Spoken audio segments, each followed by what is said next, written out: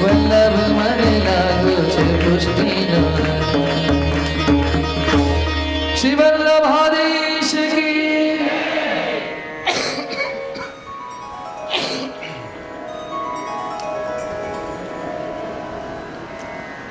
હવે આચાર્ય ચરણે આ માર્ગના પ્રાગટ્યનું કાર્ય કર્યું, એનાથી ઠાકોરજી પણ પ્રસન્ન થયા. એનું નિરૂપણ હવે આગળના ચોથા શ્લોકમાં કરે છે. આ શ્લોકમાં વીર્ય ધર્મ બતાવે છે.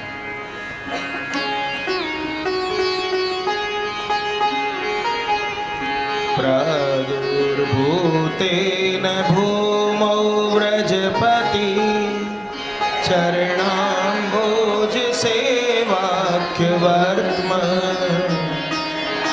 प्राकट्यं यत्कृतं ते तदुत निज कृते श्रीहुताशेति मन्ये यस्मास्मिन् स्थितो यः किमपि कथमपि काव्योर्हर्तो मयिच्छात्यद्दातर्गोपिकेश स्ववदन कमले चारुहासे करोति चारुहासे करोति चारुहासे करोति श्री वल्लभाधीश की जय साईं जी परम दयाल श्री की गोकुल जय नाथ की जय. અહીં ફરી અગ્નિ કયા? હે ઉતાશ, હે અગ્નિ, ભૂમૌ એટલે કે ભૂમિ પર પ્રાદુર્ભૂતે ને પ્રગટ થઈને, તે એટલે કે એ યત એટલે કે જો બ્રજપતિ ચરણાંબોજ સેવાખ્ય વર્ત્મ પ્રાકટ્યમ એટલે કે બ્રજપતિના ચરણ કમલની સેવાના નામવાળા માર્ગનું જે પ્રાગટ્ય કૃતમ એટલે કે કર્યું છે, તદ એટલે કે એ, ઉત એટલે કે નિશ્ચિત રૂપે, નિજ કૃતે નિજ ભક્તોના અર્થ માટે જ કર્યું છે. ઇતિ એમ મન્ને હું માનું છું. યસ્માદ એટલે કે કેમ કે, અસ્મિન એમાં, સ્થિતો એટલે કે રહેલો, યત કિમપી જે કંઈ પણ, કથમપી એટલે કે કોઈ પણ રીતે, કવાપી એટલે કે ક્યાંય પણ, ઉપારોર્તુમ આપવા ઈચ્છતી ઈચ્છા કરે છે, અદ્ધા એટલે કે નિશ્ચિત રૂપે, તદ એટલે કે એને, ગોપિકેશ ગોપીઓના ઈશ, ચારુહાસે હસતા, સ્વવદન કમલે પોતાના મુખ કમલમાં કરોતી કરે છે. શું અર્થ થયો એનો? કે હે અગ્નિ સ્વરૂપ, ભૂતલ ઉપર પ્રગટ થઈ આપે શ્રી હરિના ચરણ કમલની સેવા કરવાનો માર્ગ પ્રગટ કર્યો, એ નિશ્ચય કરીને પોતાના ભક્તો માટે જ પ્રગટ કર્યો છે એમ હું માનું છું. કેમ? જે આ માર્ગમાં સ્થિત ભક્ત કોઈ પણ વસ્તુ, કોઈ પણ રીતે, કોઈ પણ સ્થાને એ અર્પણ કરવા ઈચ્છે છે, તો એ વસ્તુને ગોપીજન વલ્લભ પોતાના સુંદર હાસ્ય યુક્ત મુખ કમલમાં તત્કાલ અંગીકાર કરે છે. કેમ? કારણ કે આ માર્ગ શ્રી મહાપ્રભુજી દ્વારા પ્રગટ કરેલો છે, અને મહાપ્રભુજીની આપણે કહાની આપતાની સાથે એ ઠાકોરજીને એ નથી જોતા કે આણે કેવું બનાવ્યું, ખાંડ ઓછી છે કે ફલાણ કેસર વધારે છે કે આ છે કે એ બધું નથી જોતા. લૌકિકમાં તો આપણે ખોડ કાપડ કાઢીએ, પણ ઠાકોરજી કંઈ પણ જોયા વગર મહાપ્રભુજીની કહાનીથી જ્યાં ધરો, જે સમય ધરો, જેવા ભાવથી ધરો, એ તત્કાલ ઠાકોરજી આરોગે છે. એમ અહીં ગુસાઈજી આ શ્લોકમાં કહે છે. ગુસાઈજી આચાર્ય ચરણને કહે છે કે આપે પ્રગટ થઈને બ્રજપતિ પૂર્ણ પુરુષોત્તમના ચરણ કમલની સેવા કરવા માટે આ માર્ગને ભૂમિ ઉપર પ્રગટ કર્યો છે. એ પોતાના સંતોષાર્થે છે. કેમ? કારણ કે પહેલા પૂજા માર્ગ હતો, પણ એનાથી આપને સંતોષ ન થયો. કેમ? સેવા માર્ગમાં પૂર્ણ પુરુષોત્તમ સેવ્ય છે અને પૂજા માર્ગમાં વિભૂતિ રૂપ સેવ્ય છે. સેવા માર્ગમાં ભાવથી સેવા થાય છે અને પૂજા માર્ગમાં સમયને નિયામક પ્રભુ સર્વ કર્મ કરી મધ્યાહનમાં પૂજા કરવી. અને જ્યારે સેવામાં કોઈ નિયમ નથી, તમારે બહાર જવું હોય વહેલા જગાડીને ઠાકોરજીની સેવા પહોંચી લો તોય ઠાકોરજી તૈયાર થઈ જાય. તમારે લૌકિક છોકરો રોજ ઉઠતો હોય એને થોડી વહેલા ઉઠાડીને જો કેવા રાડા રાડ પાડે, પણ ઠાકોરજી આવું કરે છે. કેટલા કૃપાળુ છે. તમારા સ્વાર્થ માટે એ જલ્દી જાગવા તૈયાર થઈ જાય છે. કાં તો તમારે કંઈ મોડું થયું હોય તો એ મોડા ઉઠવા પણ તૈયાર થઈ જાય છે. કારણ કે આ મહાપ્રભુજીથી બંધાયેલા છે ઠાકોરજી. આ પ્રેમનો માર્ગ છે, પ્રેમથી બંધાયેલા છે. જ્યારે પૂજા માર્ગમાં તો એના સમય અનુસાર એનાથી સહેજ પણ ચૂક થવી જોઈએ.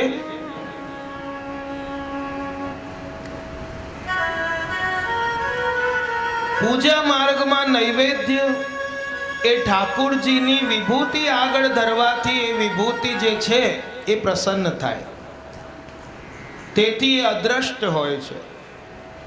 તેથી એનું ફલ બહુ કરીને મુક્તિ મળે. અને સેવા માર્ગમાં તો સમર્પિત વસ્તુને પૂર્ણ પુરુષોત્તમ સાક્ષાત આરોગીને ફલનું પણ ફલ જે બ્રજભક્તોને પ્રાપ્ત થયું એનું દાન જીવોને કરે છે. માટે સેવા માર્ગમાં પૂજા માર્ગથી વિશેષ વિલક્ષણતા છે. આ બધી ટીકા ગોકુલનાથજી લખી રહ્યા છે. જે ગુસાઈજી મૂળ શ્લોક લખ્યું એના ઉપર વિસ્તાર કરે છે. તેથી આચાર્ય ચરણને પૂજા માર્ગથી સંતોષ ન થયો, માટે એમણે ભક્તિ માર્ગ પ્રગટ કર્યો. ત્યાં ગુસાઈજી કહે છે કે હે હુતાશ અગ્નિ રૂપ કયા, આપ આ ભક્તિ માર્ગને પ્રગટ કરવા સામર્થવાન છો અને અમને આપનામાં પૂર્ણ વિશ્વાસ પણ છે. કેમ? કારણ કે આપના દ્વારા પ્રકટિત માર્ગમાં જો કોઈ કાર્ય એમાં મનથી સ્થિત થાય, કઈ રીતે કે શરીરનો વિનિયોગ ઠાકોરજીની સેવામાં કરે અને વચનથી ઠાકોરજીના ગુણગાન ગાય, મન ઠાકોરજીમાં રાખે અને આ પ્રમાણે જે રહે સેવામાં, તો આ માર્ગમાં પોતાના થઈ આવે. કોઈ વસ્તુ શાસ્ત્રના વિધિ વગર જે ઠાકોરજીને સમર્પિત કરવાની ઈચ્છા કરે તો સાક્ષાત રુચિપૂર્વક હસતા હસતા ઠાકોરજી એને અંગીકાર કરે છે. મુખારવિંદથી આરોગે છે, જીવોને પુષ્ટિ માર્ગનું ફલદાન કરે છે. તો ગુસાઈજી અહીં આચાર્ય ચરણને કહે છે કે આપ આ માર્ગ પ્રગટ ન કરત તો જીવ કઈ રીતે કૃતાર્થ થતો સેવા દ્વારા. હરિરાયજી શિક્ષાપત્રમાં કહે છે કે શું આપણા ઘરે ઠાકોરજી ન તો આપણા ભાગ્યથી પધાર્યા છે, ન તો તમારા પુણ્યથી પધાર્યા છે, ન કોઈ તમારા સત્કર્મોથી પધાર્યા છે, પણ આપણે ત્યાં ઠાકોરજી પધાર્યા છે તો માત્ર ને માત્ર શ્રીમદાચાર્ય કૃપયા તિષ્ઠતિ સ્વગૃહે હરિહિ એવં વિદઃ સદા હસ્તે યોગિનઃ પારદો યથા. કે આચાર્ય ચરણની એકમાત્ર કૃપાથી આપણા ઘરમાં ઠાકોરજી પધાર્યા છે. એ જેમ યોગીઓના હાથમાં પારો સાવધાનતાથી રહે તો કલ્પતરુની જેમ એ પારો ફળ આપે છે, અને સાવધાન ન હોય તો એમના હાથમાંથી એ ચાલ્યો જાય છે અને ફલ આપતું નથી. એવી જ રીતે આપણા હાથમાં સદા કૃષ્ણ બિરાજે છે મહાપ્રભુજીની કૃપાથી, તો એનું સાવધાનતાથી જતન કરવું જોઈએ. નીકે રાખ જશોદા મૈયા, આને આ નારાયણ બ્રજ આયો, યહ ધન ધર્મ હિતે પાયો. કે આ તો નારાયણ છે, એને તું કોઈ સાધારણ ન સમજીશ. જે મહાપ્રભુજીની કૃપાથી તારા ઘરે બિરાજી રહ્યા છે નારાયણ છે. પછી ભલે ચિત્રજી સ્વરૂપે હોય કે લાલજી સ્વરૂપે હોય કે કોઈ મદન મોહનજી વગેરે ઠાડા સ્વરૂપે હોય, ચતુર્ભુજ હોય કે દ્વિભુજ હોય, પણ છે કોણ? એ નારાયણ પધાર્યા છે.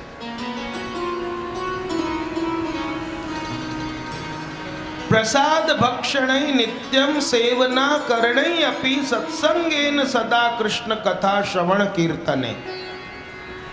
હરિરાયજી કહે છે કે મહાપ્રસાદના ભક્ષણથી, નિત્ય ભગવત સેવા સત્સંગથી અને કૃષ્ણ કથા શ્રવણ કીર્તનથી બુદ્ધિનું રક્ષણ કરવું જોઈએ.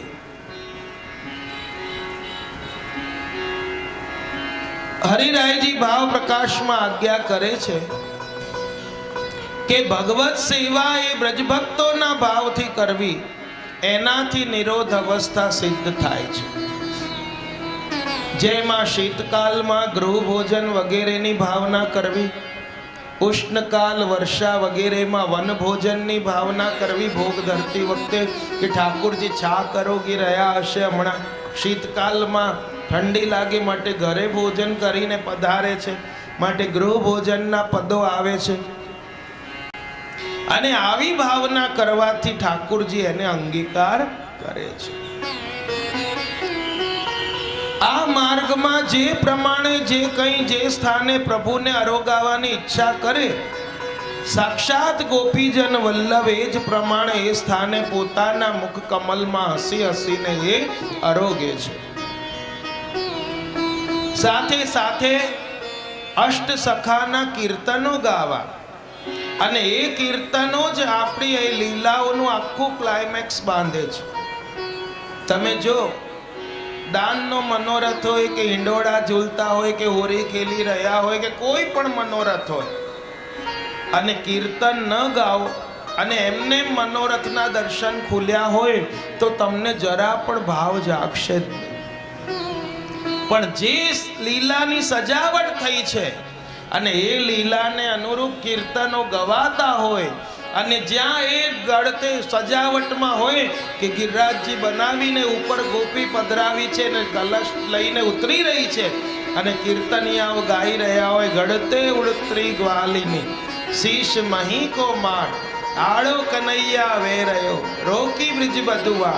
તમને સાક્ષાત એ દાન લીલાના દર્શન થશે. જ્યાં સાંજી લીલા થઈ રહી હોય, હરી તુમ કોન હો રી બન મેં ફુલવા બીનન હારી. અને ઠાકોરજી કાની આપવાથી એ તત્કાલ આરોગે જ છે. માટે કાયમ કહું કે જે આપણા ઘરે બિરાજે છે એ પ્રભુ છે, અને જેમની કૃપાથી બિરાજ્યા છે એ મહાપ્રભુ છે.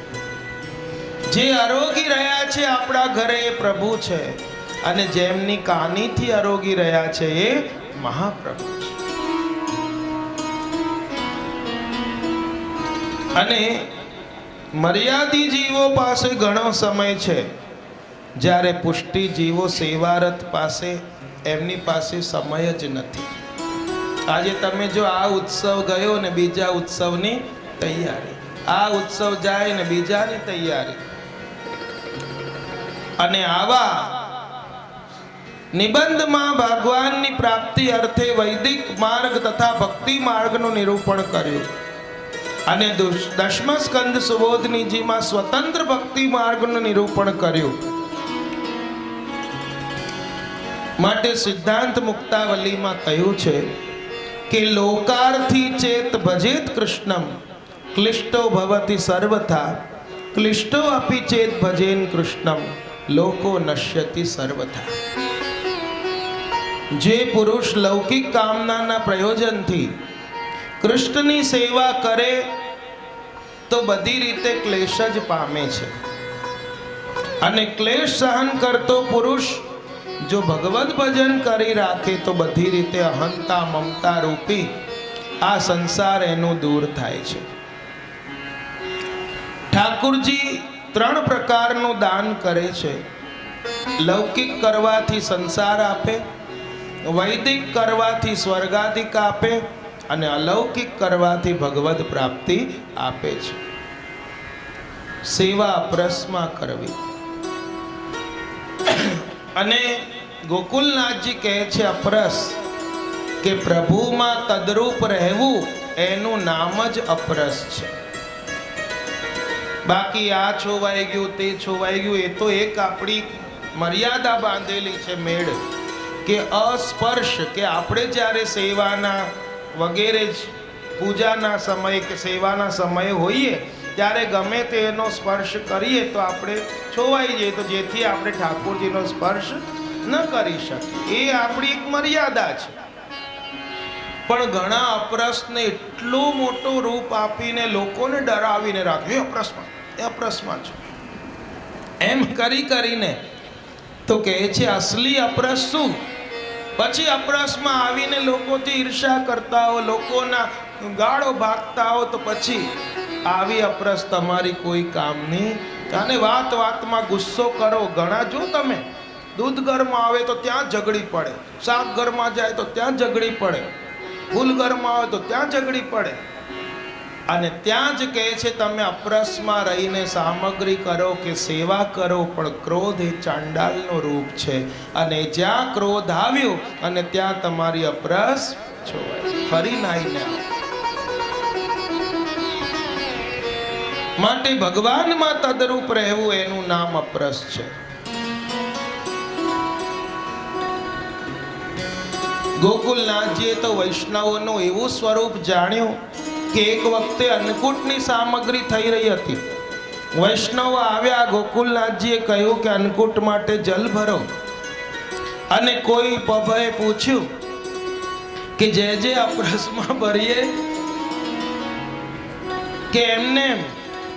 ત્યારે આપે આજ્ઞા કરી કે જે કોઈ ગુસાઈજીના માર્ગમાં અસલી શરણાગત છે એ સદા અપરસમાં જ છે. માટે તમે અપરસ કરેલી જ છે, જાઓ જળ ભરો. કારણ કે એ વખતના વૈષ્ણવોની મેળ મર્યાદા બધું એમનો ભાવ એ તો લીલાના જીવો હતા. એનો મતલબ એમ નહીં કે આપણે ગમે ત્યાંથી આવીને અને સીધા પહોંચી ગયા જલ ભરવા. વૈષ્ણવનું સ્વરૂપ 3 વખત પૂછ્યું, કોણ કોણ કોણ? અને 3 વખત એણે એમ જ કહ્યું, હું વૈષ્ણવ, હું વૈષ્ણવ, હું વૈષ્ણવ. આપણને પૂછીએ તું કોણ? અરે ઓળખતો નહીં, હું ફલાણું નામ છે મારું. કોણ? અરે પેલું બંગલો આપણો જ છે. કોણ? અરે બધું આ બધું ધંધો, આ બધું દાન પંખા આપણે જ લગાવડેલા છે. તો ત્યાં જ્યાં લૌકિક પરિચય આપ્યો એ વૈષ્ણવ નથી. પણ 3 વખત કહ્યું તું કોણ? હું વૈષ્ણવ. તું કોણ? હું વૈષ્ણવ. કોરું વસ્ત્ર કે વૈષ્ણવને સ્પર્શ કરાવી લો, એમ ગોકુલનાથજીએ કહ્યું હતું. અપરસ એટલે કે આપનો રસ. અહીં શું કહે છે આ શ્લોકમાં કે જે ભાવથી જ્યાં ધરે મહાપ્રભુજીની કૃપાથી કાનીથી ત્યાં ઠાકોરજી આરોગે છે. અને દુનિયામાં કેટલા વૈષ્ણવો છે, દરેક વૈષ્ણવોના ઘરે પ્રભુ સ્વીકારે છે પણ ધરાતા નથી. આમને ત્યાં બી આરોગ્યા, એમને ત્યાં બી આરોગ્યા, પણ બધાને ત્યાં કાની કોની છે? રામાનંદ પંડિતે વલ્લભની કાનીથી જલેબી ધરી અને શ્રીજી બાવા આરોગ્યા છે. કૃષ્ણ ભટ્ટે એક દાડા પહેલા જ વસંત પંચમી સમજીને વસંત ખેલાવી દીધા. પોતાના ઠાકુરજીને ખેલાવ્યા અને અહીં શ્રીનાથજીના વસ્ત્રો ગુલાલથી રંગાઈ ગયા. બાબા હુસાઈનજી પૂછ્યું, કાલે વસંત પંચમી છે, આજે ક્યાં ખેલીને આવ્યા? वो तुम्हारो सेवक है ने कृष्ण भट्ट, पाने मोकू खिलायो. ત્યારથી ટિપ્પણીજી લખી, આખી ટિપ્પણી કે આ તિથિએ આ ઉત્સવ કરવો, આ કરવો, આ દિવસે કરવો. અને ત્યારથી એ પ્રથા આજ સુધી શ્રીજીના ઘરથી ટિપ્પણીજી ચાલે છે. એ બધા ઘરોમાં માન્ય છે. દક્ષિણના વૈષ્ણવે ગુલાબનું ફૂલ ધર્યું અને અહીં શ્રીજી બાવાનું મસ્તક ઝૂકી ગયું. ચાચા હરિવંશજીએ નામ આપ્યું ભીલડીને, એઠું ધરતી, પણ શ્રીજી આરોગ્યા. એમણે કહ્યું કે તમે જો એને આચાર વિચાર શીખવાડો, એ મને રોજ ચાખીને ધરે છે. પટના પાસેના વૈષ્ણવ અન્ય માર્ગીને ત્યાં ગયો એક ક્ષત્રિય. એના આગ્રહથી એમના ઘરે સામગ્રી કરી શ્રીજીને વિનંતી કરી અને વલ્લભની કાનીથી તત્કાલ શ્રીજીએ પધારીને એના ઘરે આરોગ્યા. બંગાળના બ્રાહ્મણે ગોળ વડા ધર્યા તો એ પણ ઠાકોરજી આરોગ્યા. શ્રીજી બાવા કેમ? કારણ કે વલ્લભની કાની આપી છે. માટે આ બધા પ્રસંગોથી એમ જાણવું જોઈએ કે આપણા ઘરે જે બિરાજી રહ્યા છે ઠાકોરજી, એમને વલ્લભની કાનીથી જો શુદ્ધ ભાવથી હું સાક્ષાત શ્રીજી બાવાને આરોગ આવી રહી છું, એ ભાવ હશે તો તમારું ઘરે ધરેલું ભોગ એ નાથદ્વારામાં બિરાજેલા શ્રીજી પણ આરોગતા જ હશે. જો એવી ભાવના આપણી ઉત્તમ હોવી જોઈએ. આ માનો આપણે નથી ધરતા, ભલે કોઈ પણ ઘરના સેવક હોઈએ, પણ ઘરે ચિત્રજી તો શ્રીજીના બિરાજે છે. મૂળ તત્વ તો આપણું શ્રીજી છે. અને આ રીતે આ શ્લોકમાં આપણને વીર્ય ધર્મ બતાવીને માટે તો આવા રસનું દાન કર્યું છે. પુષ્ટિ મહારસ દેન પ્રગટે, પુષ્ટિ મહારસ દેન, પુષ્ટિ મહારસ દેન પ્રગટે, પુષ્ટિ મહારસ દેન. શ્રી વલ્લભ હરિભાવ અગ્નિમુખ રૂપ સમર્પિત લેન મહારસ, પુષ્ટિ મહારસ દેન, પુષ્ટિ મહારસ દેન પ્રગટે, પુષ્ટિ મહારસ દેન. નિત્ય સંબંધ કરાય, આપણું નિત્ય સંબંધ કરાવે છે. ભાવનું દાન આપે છે અને વિરહ ભાવ એ અલૌકિક આપણી અંદર ઠાકોરજી માટેનો તાપ એ પ્રગટાવે છે. यह प्रागट्य रहत हृदय में तीन लोक भेदन को जैन. એવા વલ્લભાધીશના ચરણોનું ધ્યાન ધરો એમ કહે છે હરિરાયજી. આ રહીએ ધ્યાન સદા ઇનકે પદ, પાલક કો લગે रसिक यह निर्धार निगम गति, रसिक यह નિર્ધાર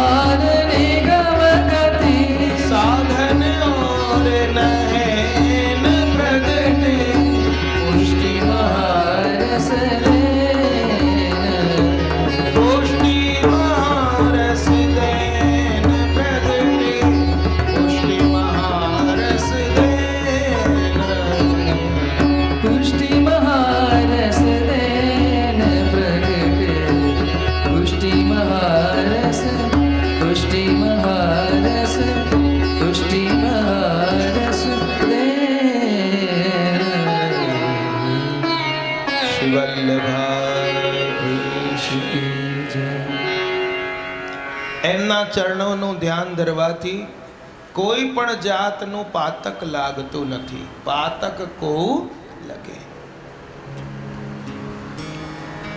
સર્વ નિગમોનો સાર જે છે, સાધન ઓર નહેન, એમના સિવાય બીજું કોઈ સાધન નથી. એવા મહારસ, પુષ્ટિ રૂપી મહારસનું દાન કરવા માટે આચાર્ય ચરણનું પ્રાગટ્ય છે. હવે કહે છે કે કદાચ કોઈ એમ કહે કે આચાર્ય ચરણને અગ્નિ અગ્નિ કહ્યા, તો આ અગ્નિ તો કોઈ રુદ્ર રૂપ અગ્નિ છે? અગ્નિ તો કેટલા પ્રકારનું હોય. તો એ સંદેહને દૂર કરવા માટે લૌકિક અગ્નિના ધર્મ અને આચાર્ય શ્રીના વિરુદ્ધ ધર્મ છે, એમ અહીં આ 5મા શ્લોકમાં યશ ગુણ બતાવે છે. આવ 5મા શ્લોકનું ગાન કરીએ. ઉષ્ણત્વૈક સ્વભાવ અપ્યતિશ શિરવચ પુંજ પીયુષ વૃષ્ટિ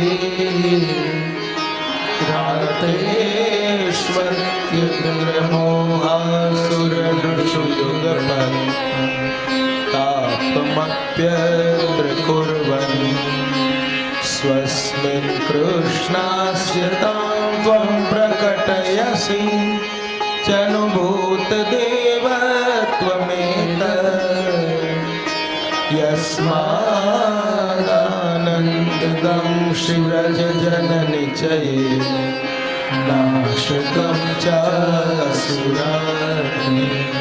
नाशकं चासुराग्नि नाशकं चासुराग्नि.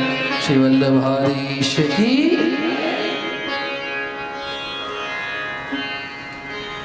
જેમનો સ્વભાવ એક ઉષ્ણત્વનો છે, ઉષ્ણત્વૈક સ્વભાવ અપી. એ ઉષ્ણત્વનો સ્વભાવ હોવા છતાં પણ આર્તેષુ, દુઃખી જનો ઉપર અતિ શિશિર વચઃ પુંજ પિયુષ વૃષ્ટિ, અત્યંત શીતલ વચન રૂપી અમૃતની વૃષ્ટિ આપ કરો છો.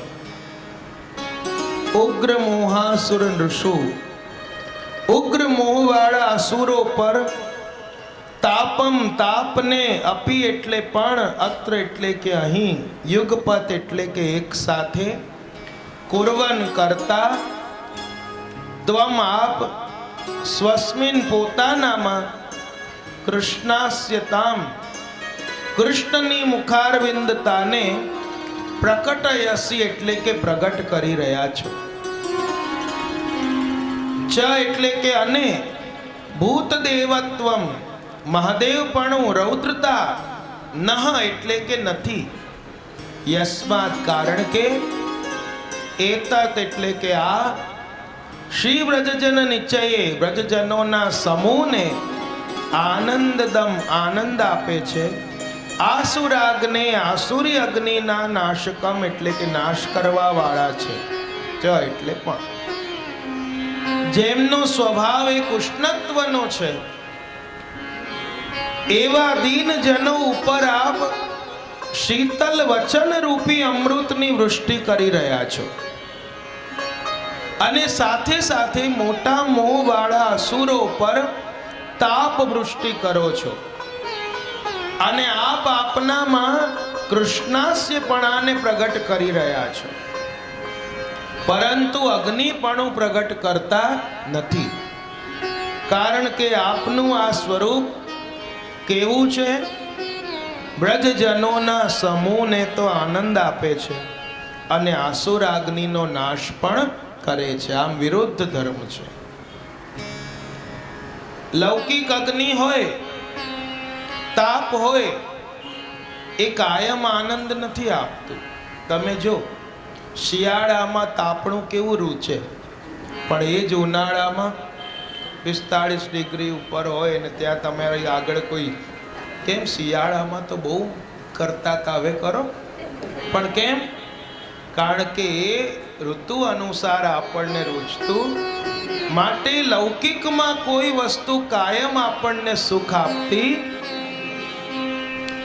જે શિયાળામાં ગરમ કપડા રૂચે એ ભર ઉનાળામાં પહેરીને નીકળો તો બધા ગાળો સમજે.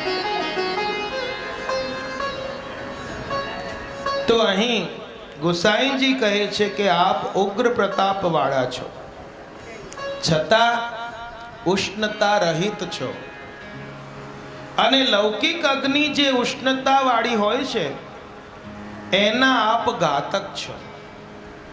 જે લૌકિક અગ્નિ કહેવાય છે એ લૌકિક અગ્નિ આપ નથી.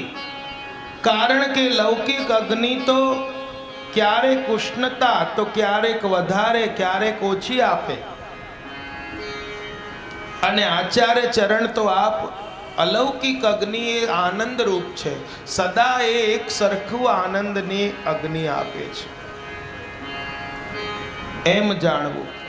તેથી આપનામાં ઉષ્ણતા જે છે પણ એ લૌકિક અગ્નિ જેવી નથી, એ સાવ વિરુદ્ધ છે. આચાર્ય શ્રીમાં કંઈક અલગ જ વિશેષતા છે.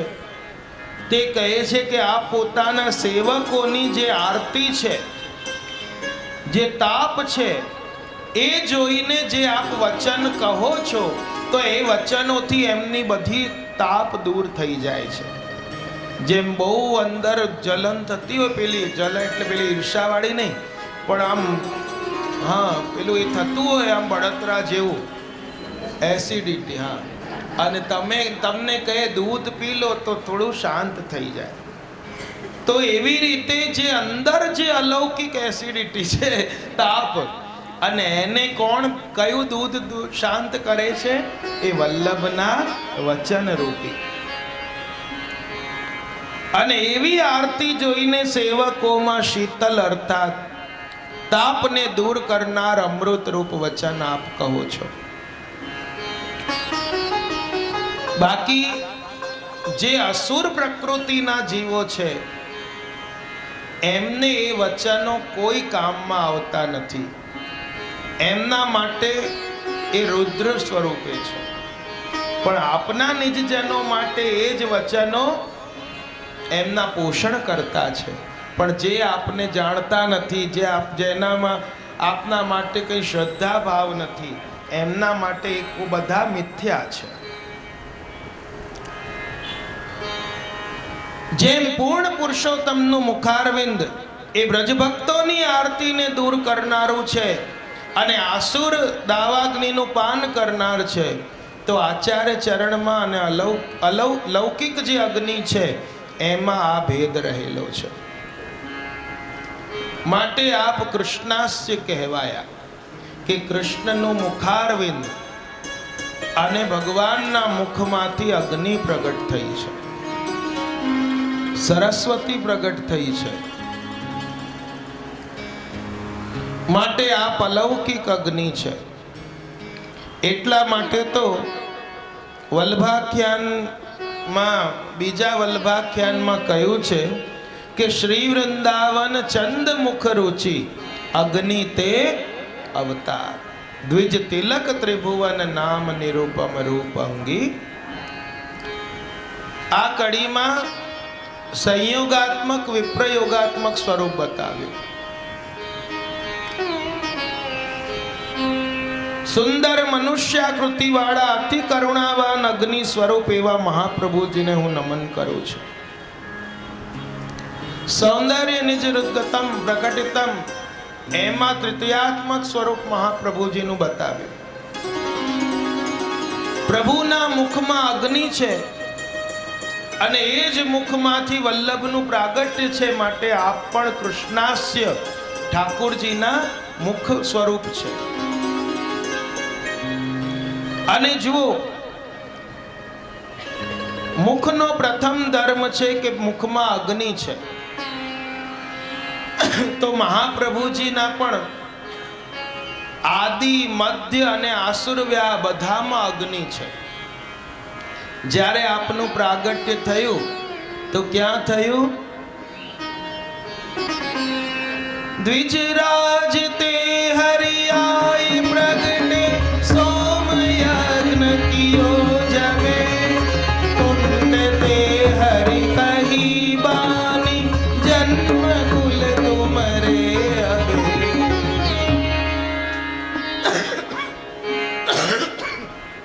પ્રથમ સોમયજ્ઞ વખતે અગ્નિકુંડમાંથી આજ્ઞા થઈ મદન મોહનજીએ કે તમારા કુલમાં 100 સોમયજ્ઞ થશે ત્યારે હું સ્વયં પુત્ર બનીને આવીશ.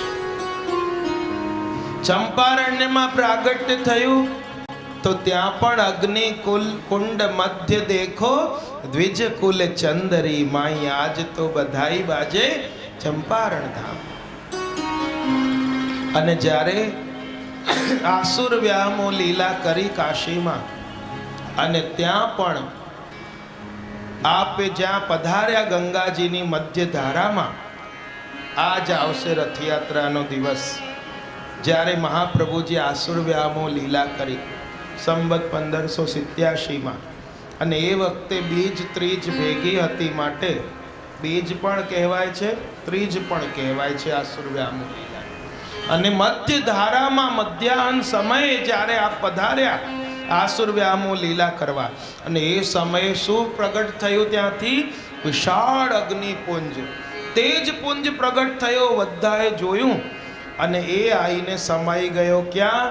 દંડવતી શિલામાં, ગિરિરાજજીમાં આવીને એ તેજપુંજ સમાઈ ગયો છે. કાશીથી પ્રગટ થયો અને જતીપુરા ગિરિરાજજીમાં આવીને સમાઈ ગયો.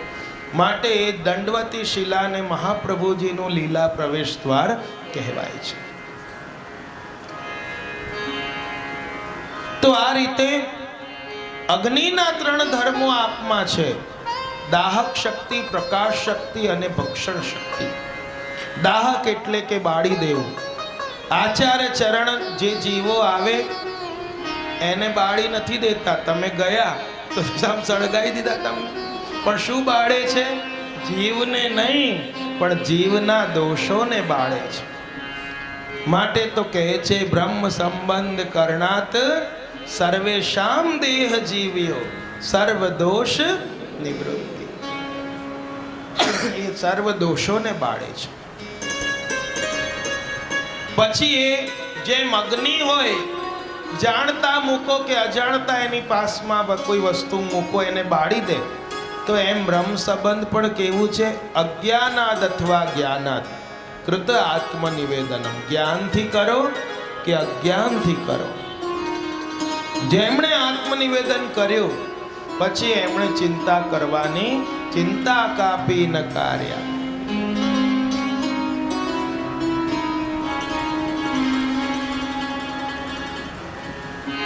જ્યારે બીજો ધર્મ છે પ્રકાશ શક્તિ.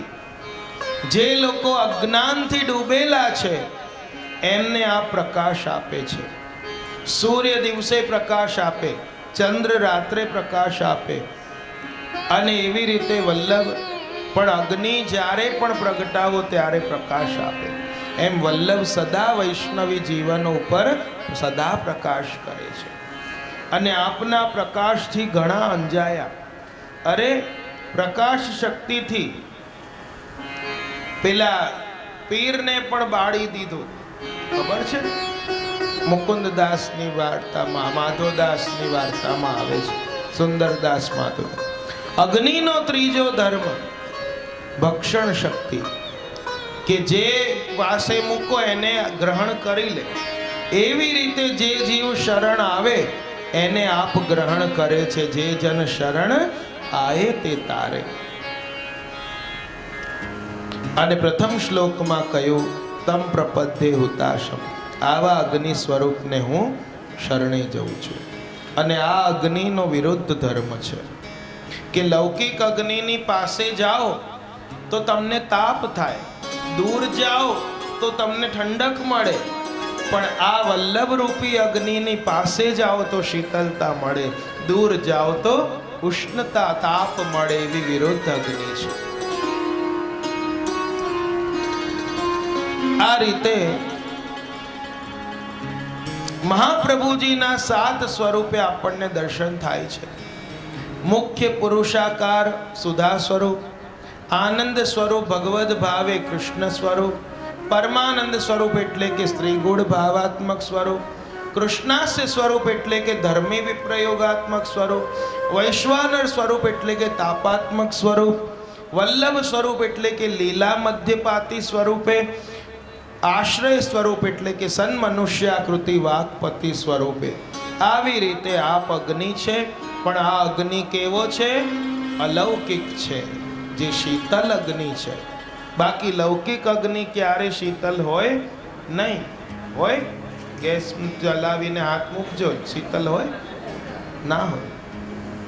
અને અહીં હવે કહે છે કે આચાર્ય ચરણ અલૌકિક કાર્ય કરનાર છે, તેથી અલૌકિક આનંદમય છે એમ જણાવે છે છઠ્ઠા શ્લોકમાં. આવ છઠ્ઠા શ્લોક.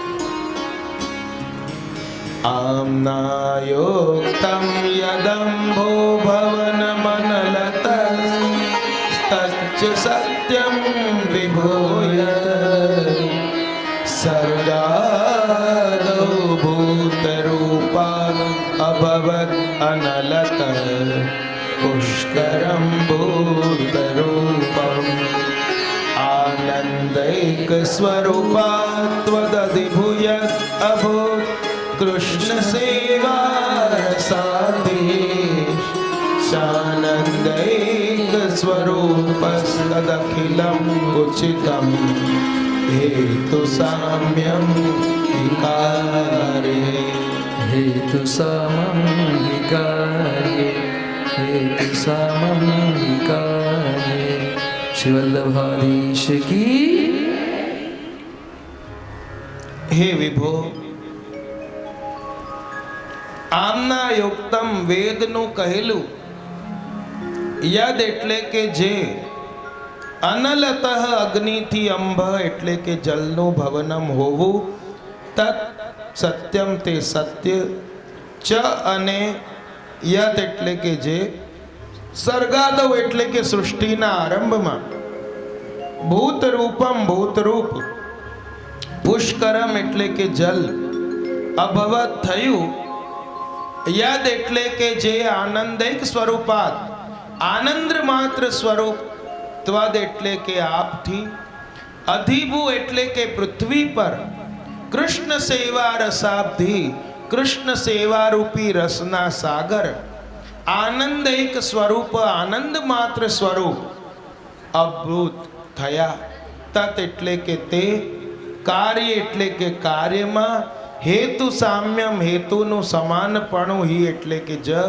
અખિલમ એટલે કે સર્વ, ઉચિતમ એટલે કે યોગ્ય છે. શું કહે છે આ શ્લોકમાં? કે વેદમાં એમ બતાવ્યું છે કે અગ્નિમાંથી જલની ઉત્પત્તિ થઈ છે. વેદમાં શું કહ્યું? કે અગ્નિમાંથી જલની ઉત્પત્તિ, પંચ તત્વોની એકમાંથી એકની ઉત્પત્તિ થયેલી છે. ભાગવતજીમાં પણ તૃતીય સ્કંદમાં આવે છે. તો એ સત્ય વાત છે. હે પ્રભુ, સૃષ્ટિના આદિમાં, સૃષ્ટિ પૂર્વે જેમ ભૂત સ્વરૂપ અગ્નિથી ભૂત સ્વરૂપ જલ થયું, તેમ આ ભૂતલ ઉપર આનંદ સ્વરૂપ આપથી જ આ કૃષ્ણ સેવા સ્વરૂપ રસ સમુદ્ર પણ આનંદ સ્વરૂપ પ્રગટ થયું છે. એ ઉચિત છે. કેમ કે કાર્યમાં કારણનું સાદ્રશ્ય આવે જ છે.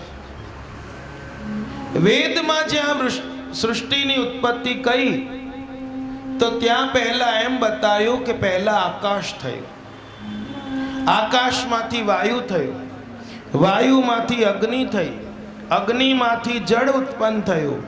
આ પ્રમાણે પાંચ તત્વની ઉત્પત્તિ બતાવી છે. આ આધિભૌતિક પદાર્થોની ઉત્પત્તિ કહી માટે ગોસાઈજી કહે છે કે ત્યાં જે અગ્નિ કહ્યું એનાથી જળનું પ્રાગટ્ય છે, એ લૌકિક જળનું પ્રાગટ્ય છે. કેમ? કારણ કે જેવું કારણ હોય એવું જ કાર્ય હોય છે. તો કારણ લૌકિક પ્રગટ થયું, અને આચાર્ય ચરણ તો આપ આનંદ સ્વરૂપ છે. તેથી આપના દ્વારા ભૂમિ ઉપર પ્રગટ થયેલો ઠાકુરજીની સેવા રૂપી પરમાનંદનો સાગર એ અલૌકિક છે. ટૂંકમાં હું સમજાવું તો એમ કહેવા માંગે છે કે જેમ લૌકિક અગ્નિમાંથી લૌકિક જલ થયું, એવી રીતે અહીં અલૌકિક અગ્નિ વલ્લભમાંથી આ કૃષ્ણની સેવા રૂપી જલનું પ્રાદુર્ભાવ થયું છે એમ કહેવા માંગે છે. એના માટે આ વેદનું દ્રષ્ટાંત આપ્યું.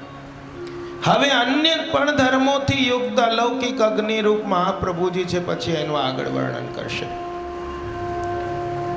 તો અહીં આ મહાપ્રભુજીમાંથી કૃષ્ણ સેવા રૂપી સરોવરનું પ્રાગટ્ય થયું છે. તૃતીય સ્કંદમાં મૈત્રેયજી અને વિદુરજીના સંવાદ છે અને એમાં પણ આ બધું બતાવ્યું છે. આમ આ શ્લોકમાં ગુસાઈજી લખે છે કે અગ્નિમાંથી જળની ઉત્પત્તિ જ બતાવી આ લૌકિક કારણ છે. જેવું કારણ હોય તેવું કાર્ય હોય. લૌકિક કારણ તો કાર્ય પણ લૌકિક, અને અલૌકિક કારણ તો એ છે કે એવી રીતે વલ્લભ રૂપી અગ્નિમાંથી સેવા રૂપી જલનું પ્રાદુર્ભાવ થયું છે. જો જ્યારે મહાપ્રભુજી સિદ્ધપુર પધાર્યા, આપ ક્યારે પણ આજીવન કોઈ વાહન કે પાલખીમાં ક્યારે બિરાજ્યા નહીં. હંમેશા સ્વપદ ચરણારવિંદથી જ આપે ગમન કર્યું છે, ખુલ્લા ચરણે.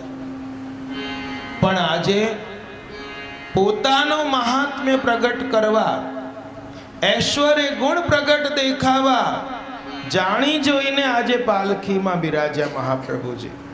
સિદ્ધપુરનો પ્રસંગ છે અને ત્યાંના રાજા એ ગોખમાં બેઠા હતા અને એ ગોખ નીચે થઈને પધાર્યા. એ રાજા માં દુષ્ટ હતો. એનું ફરમાન હતું કે મારા દ્વારની સામે કોઈ પણ અસવારીમાં સવાર થઈને જાય નહીં, નહીં તો એને દંડ આપવામાં આવશે. ત્યાંના ખોજાની દૃષ્ટિ પડી. રાજાને જઈને ફરિયાદ કરી. જ્યારે રાજા આવ્યો અને મહાપ્રભુજીએ અલૌકિક અગ્નિ સ્વરૂપથી એને દર્શન આપ્યા અને એણે ખોજાને શું કહ્યું? રાજાએ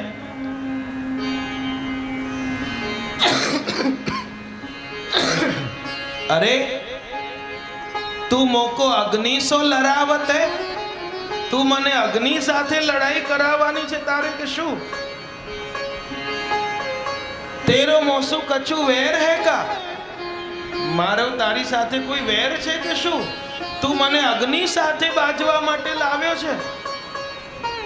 આ તો અગ્નિ છે, મને ભસ્મ કરી નાખશે, તને દેખાતી નથી? અને આવા તેજોમય દર્શન કરી ડર્યો અને એનો પ્રતિબંધ મટાડવા આપે આ ચરિત્ર વૈષ્ણવોને ત્યાં દેખાડ્યું છે. અને અલૌકિક અગ્નિ સ્વરૂપ, જે ઘડી ઘડી કહે છે અગ્નિ સ્વરૂપ, એવું અગ્નિ સ્વરૂપ અલૌકિક ત્યાં બતાવ્યું. પ્રભુ ભક્તોના હિતાર્થે ભૂતલ ઉપર 3 સ્વરૂપે પ્રગટ થયા. એક તો મહાપ્રભુજી, ગુસાઈજી અને શ્રીનાથજી સ્વરૂપે. જેમ પ્રભુએ ગિરિરાજજીમાં બિરાજીને અન્નકૂટ આરોગ્યું અને બીજા સ્વરૂપે પોતે આરોગ આવ્યું, તેમ ગિરિરાજજીમાંથી પ્રગટ થઈ એક શ્રીજી સ્વરૂપે તો મંદિરમાં બિરાજ્યા અને બીજા સ્વરૂપે મહાપ્રભુજી સ્વરૂપે આપ આચાર્ય થઈને સેવક રૂપે સેવા કરે છે. આપ સેવા કરી શીખવે શ્રી હરિ, ભક્તિ પક્ષ વૈભવ ત્યાં આવે છે. આપની લીલા તે શું છે? આપ વદન પોતે કહી. આ કોઈ બીજી લીલા નથી, પોતાની જ લીલા બતાવી છે. સેવા માર્ગ એ ભક્ત હિતાર્થે પ્રગટ કર્યો અને આ માર્ગમાં આગળ ચાલો અને જીવોનો ઉદ્ધાર કરી લીલામાં અંગીકાર કર્યા. અને ત્રીજા સ્વરૂપે ગુસાઈજી રૂપ ધારણ કરીને માર્ગનો વિસ્તાર કર્યો, શૃંગાર ભાવ પ્રગટ કર્યો, સેવા સેવક ભાવ બતાવ્યો. અને એટલા માટે રઘુનાથજીએ નામ રત્નાખ્યમાં ગુસાઈજીનું 28મું નામ આપ્યું કે કૃષ્ણ ભક્તિ પ્રવર્તકાય નમઃ, કે આપ કોણ છે? કૃષ્ણની ભક્તિને ફેલાવનાર છે. કૃષ્ણ લીલૈક સર્વસ્વાય નમઃ, કે કૃષ્ણ લીલા જ જેમનું સર્વસ્વ છે. અહીં ભોગતા ભોગ્ય ભાવ, યજ્ઞ ભોગતા યજ્ઞ કરતા ભાવ છે.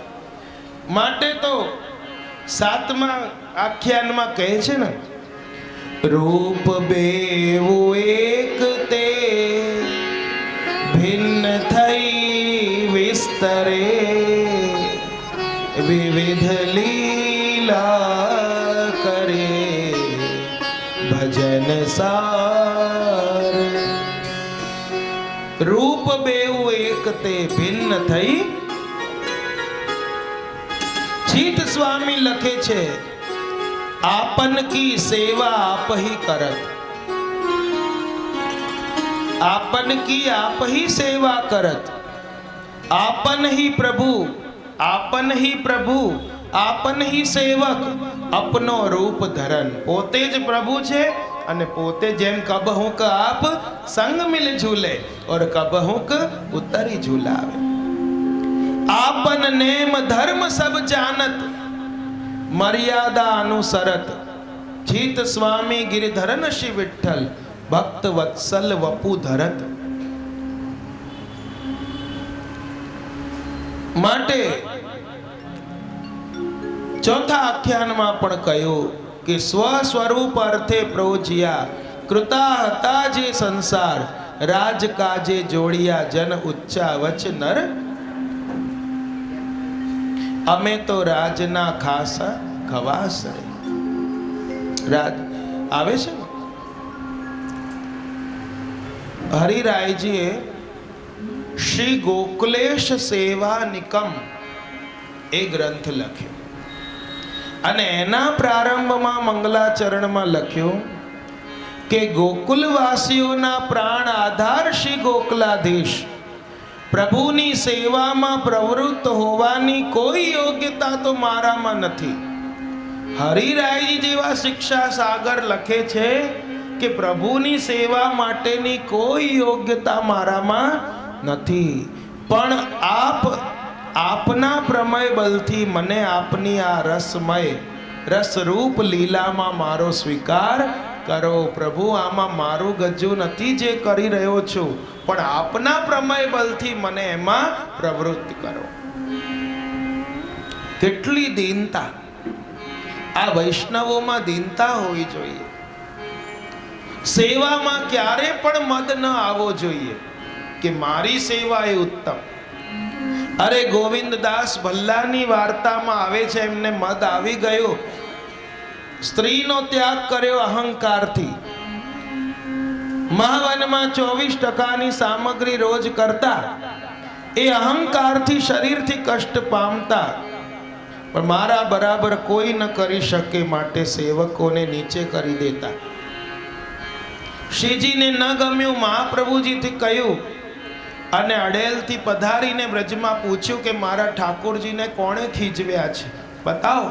કારણ કે ઠાકોરજી કહ્યું તમારો સેવક સેવા નહીં, મને ખીજવી રહ્યો છે. કારણ કે મદ આવી ગયું છે એટલે મને ગમતું નથી, અને જ્યાં મદ હોય, અભિમાન હોય, ત્યાં ઠાકોરજીને ગભરાટ થાય, ક્યારે ભાગવું આની પાસેથી. અને ગોવિંદદાસ ભલ્લાને કહ્યું ઠાકોરજીને અહંકાર પ્રિય નથી, અહીં પ્રસાદ લેજો. ફરી અહંકાર કર્યો, કેમ લઉં, આ તો દેવ અંશ છે. ત્યારે આપે કહ્યું મારી તપેલીમાં જઈને લેજો, મારી રસોઈમાં. અરે ગુરુ દ્રવ્ય લેવાય મારે? આપે કહ્યું તો ચલ નથી લેવું, મારી આજ્ઞા નથી માનવી તો સેવા છોડી દો. તૈયાર થઈ ગયા, પણ પોતાની ટણી ના છોડી. તો જો જ્યારે વલ્લભ સ્વયં આજ્ઞા કરે છે ને છતાં પણ એમણે પોતાનો મદ છોડ્યો નહીં, સેવા છોડી દીધી અહંકારના કારણે. પણ ગુરુની આજ્ઞા ના માની, છેલ્લે કેશવરાયજીમાં રહ્યા. ત્યાં એમણે ગૂંથેલી શૈયા અને એમાં હાકીમ બેસી ગયો. કેશવરાયજી માટે સૈયા ગૂંથી હતી, પાટી બાટી ચડાવીને સરસ, અને એમાં હાકીમ આવીને બેસી ગયો અને એમણે એને માર્યો અને એમના માણસોએ પછી આમને મારી નાખ્યા અને ગુરુની આજ્ઞાના ઉલ્લંઘનનું ફલ મળ્યું. માટે કહે છે કે ચતુરાઈ તો ચોપટ કરે और ज्ञानी गोता खाए, પણ ભોલે ભાલે ભક્ત को तुरंत प्रभु मिल जाए. ચતુરાઈ ચોપટ કરી નાખે, જ્ઞાની ગોતા ખાઈ જાય, પણ ભોળા કોઈ ભક્ત હોય એને ઠાકોરજી, પેલો ભોળો બ્રિજવાસી, ભોળો પટેલ, કેટલી વાર્તાઓ આવે છે. માટે સેવા પ્રકાર આપણે ત્યાં યથા દેહે તથા દેવેના ક્રમથી છે. જેમ દેહને રૂચે એ પ્રમાણે દેવની સેવા. માનસિંહ રાજાના પ્રસંગને યાદ કરો કે જ્યાં બધે ભપકા જોયા ઉનાળામાં, પણ અસલી સેવાનું સુખ હતું ક્યાં? શ્રીજી દ્વારમાં. કે ઉષ્ણકાલ હતું, રાજાને દેખાડવા બધે જરીના વસ્ત્રોને એવા દીવા ને ચમકારા કર્યા, પણ જ્યાં શ્રીજી બાવાની સન્મુખ આવ્યા જોયે છે તો અત્તરની સુગંધ આવી રહી છે. ખસના પડદાઓ આમ તેમ હિલી રહ્યા છે, પવનના કારણે એની મહેક ફેલાઈ રહી છે. ચારે બાજુ છિડકાવ થયેલું છે, ફુવારા છૂટી રહ્યા છે, અને એ જ વખતે ચારે બાજુ ખસના પડદા અને ભોગ આરતીના દર્શન ખુલ્યા. મલમલની પરદની ધરેલી છે, મોતીના એકદમ સૂક્ષ્મ આભરણ છે, એકદમ આછા શિંગાર, અને આજુબાજુ કુંજા છે, પંખા છે, ગુલાબદાની છે, બધા એ યમુનાજીનો થાળ છે, અને મંદ સ્વરથી બીન વગાડીને અને કુંભનદાસજી ગાઈ રહ્યા છે, રૂપ દેખ નૈના પલક લાગે નહીં. પદ ગાઈ રહ્યા હતા. તો એ જોયું કે સાચું ઠાકોરજીનું સુખ કોઈ હોય તો આ પુષ્ટિ માર્ગમાં છે. ઘણા અન્ય સંપ્રદાય વાળા પણ પુષ્ટિ માર્ગની નકલમાં આજકાલ હિંડોળા કરતા થઈ ગયા. માતાજીના હિંડોળા, હનુમાનજીના, હવે એ ના ઝૂલે, ઠાકોરજી ઝૂલે હિંડોળા. અન્નકૂટ થવા માંડ્યા ઠેર ઠેર. જ્યારે સ્વામિનારાયણમાં તો શિક્ષાપત્રીમાં પણ લખાયું છે, સહજાનંદ સ્વામી લખેલું છે, સદવૈષ્ણવ રાજ શ્રી વલ્લભાચાર્ય નંદન શ્રી વિઠ્ઠલેશ કૃતવાન યમ રથોત્સવ નિર્ણયમ. સર્વે વૈષ્ણવોના રાજા એવા વલ્લભાચાર્યજી એમના પુત્ર વિઠ્ઠલનાથજી તે જે વ્રત અને ઉત્સવ નિર્ણયને કરતા એ પ્રમાણે અનુસરીને કરવા. આગળ જઈને એ શિક્ષાપત્રીનો એ શ્લોક જ એમાંથી ઉડી ગયો અને એ કાઢી નાખવામાં. પછી એ તો જેમ જેમ પછી ફાટા પડે એમ એમ એનું સ્વરૂપ વિકૃત થતું જાય. સેવામાં 4 વસ્તુ બાધક છે. સૌથી પહેલું આળસ, બીજું મંદ ઉત્સાહ, ઉત્સાહી માણસ હોવો જોઈએ, આળસ ન ચાલે. ત્રીજું કંજૂસી ના ચાલે, અને ચોથું શરીરની બેદરકારી. આ 4 બાધક ગણવામાં આવ્યા છે. એક તો આળસ, બીજું મંદ ઉત્સાહ, ત્રીજું કંજૂસી અને શરીરની બેદરકારી. કોઈ તૈયારી કરીને બેઠો હોય ઉત્સવની, હવે આવડો બધો ફેલાડો કેમ કર્યા છે, તમે મૂકો આ બધું, કરીશું પછી બીજો ઉત્સવ આવશે, હમણાં રહે ને ચાનો માનો, તો એનો બધો ઉત્સાહ ભાંગી જાય. પણ અહીં કહે છે આચાર્યો, એક તો મંદ ઉત્સાહ ન હોવો જોઈએ.